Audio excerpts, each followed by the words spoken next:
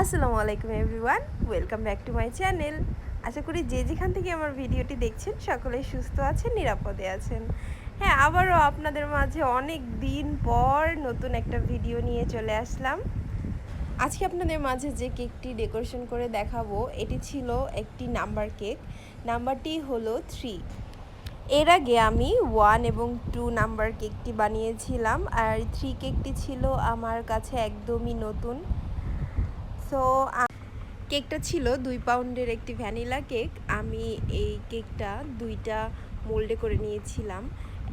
1 pound করে আমি 2টা কেক করে নিয়েছিলাম। এরপর মাঝখান থেকে একটা ছোট কুকি কাটার দিয়ে মাঝখানে কেটে নিয়েছিলাম। তারপর 3 শেপে যেভাবে কাটা লাগবে ওই অনুযায়ী কেটে আমি 3টা লেয়ার করে নিয়েছিলাম।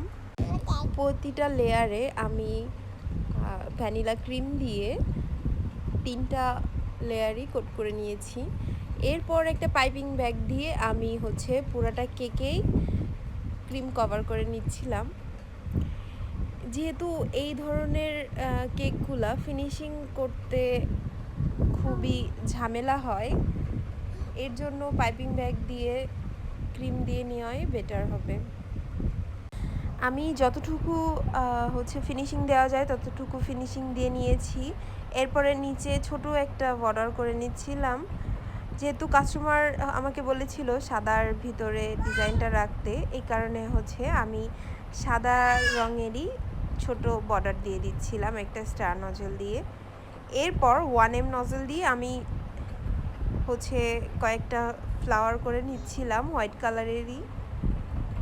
আমার কাছে মনে হয়েছিল যে এইখানে যদি রেড কালারের ফুল দেওয়া যেত তাহলে হয়তো বা কেকটা আরও বেশি সুন্দর হইতো, কিন্তু যেহেতু আমার কাস্টমার বলেছে যে হোয়াইট কালারের রাখতে, এই কারণেই আমি হোয়াইট কালারের ক্রিম দিয়ে পুরাটা কেকেই ফ্লাওয়ার করে নিয়েছি।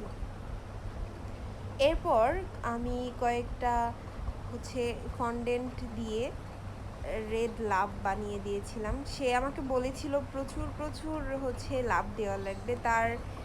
আমার যে কাস্টমার নিয়েছিল সে আমার ক্লাসমেট। এই কেকটি নেওয়া হয়েছিল 3 মাস লাভ অ্যানিভার্সারি কমপ্লিট হওয়ার উপলক্ষে। তো আমাকে বলেছিল কালো এবং লাল রঙের ফন্ডেন্ট দিয়ে যেন আমি লাভ করে দিই। সো এখানে আমি ফার্স্টে লাল রঙের কয়েকটা লাভ বানিয়ে দিয়েছিলাম ফন্ডেন্ট দিয়ে। এরপরে কয়েকটা ব্ল্যাক কালার দিয়েছিলাম। এরপরে আমি কয়েকটা সুগার বল দিয়েছিলাম, কিন্তু আমার কাস্টমারের এটা পছন্দ হয়নি। সে আরও বেশি করে লাভ দিতে বলছে। এরপরে আমি আরও কয়েকটা ফন্ডেন্ট বাড়িয়ে দিয়েছিলাম, বাট সেটা আর ক্লিপ নেওয়া হয়নি। সো কেমন লেগেছে আমার কেক ডেকোরেশন অবশ্যই কমেন্ট করে জানাবেন।